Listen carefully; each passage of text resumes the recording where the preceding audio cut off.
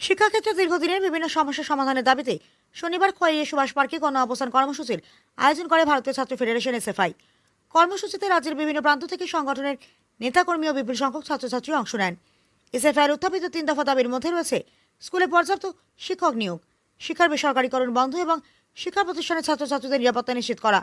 সমাবেশে বক্তব্য রাখতে গিয়ে এসএফআই রাজ্য সম্পাদক প্রীতম শীল অভিযোগ করেন, দীর্ঘদিন ধরে শিক্ষক সংকট, শিক্ষার বাণিজ্যিকীকরণ এবং ক্যাম্পাসের নিরাপত্তাহীনতার কারণে ছাত্রছাত্রীরা নানা সমস্যার সম্মুখীন হচ্ছে।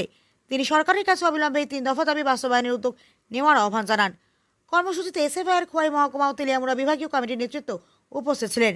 বক্তারা জানান, দাবি পূরণ না হলে আগামী দিনে আরও বৃহত্তর আন্দোলনের কর্মসূচি গ্রহণ করবে সংগঠন। খোয়াই প্রতিনিধির রিপোর্ট, প্রতিদিন ত্রিপুরা।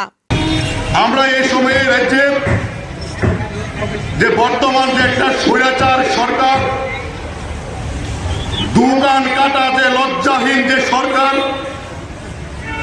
এই সরকারটাকে ইতিমধ্যে পদত্যাগ করবার জন্য দাবি নিয়ে আমরা এখানে আসিনি।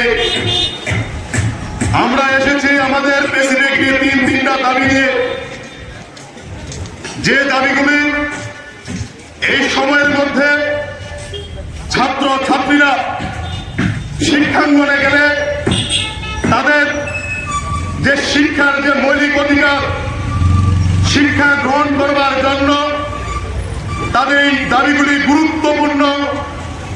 এই দাবিগুলি নিয়ে আজকে আমরা এই গণঅবস্থানে এসেছি। আমাদের দাবি, রাজ্যের প্রত্যেকটা শিক্ষাঙ্গনে শিক্ষক নিয়োগ করতে হবে।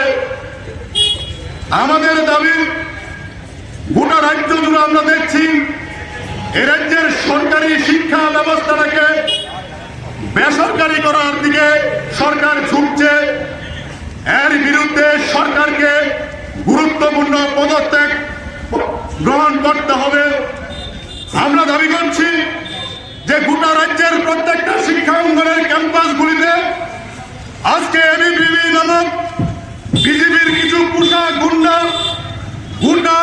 ক্যাম্পাসগুলির মধ্যে যে স্বৈরাচার নামিয়ে এনেছে, এই স্বৈরাচারের বিরুদ্ধে ক্যাম্পাসগুলিকে সুরক্ষিত করবার জন্য আমরা সরকারের কাছে দাবি জানাচ্ছি। এই দাবিগুলি নিয়ে আজকে আমরা এখানে গণ অবস্থানে উপস্থিত হয়েছে।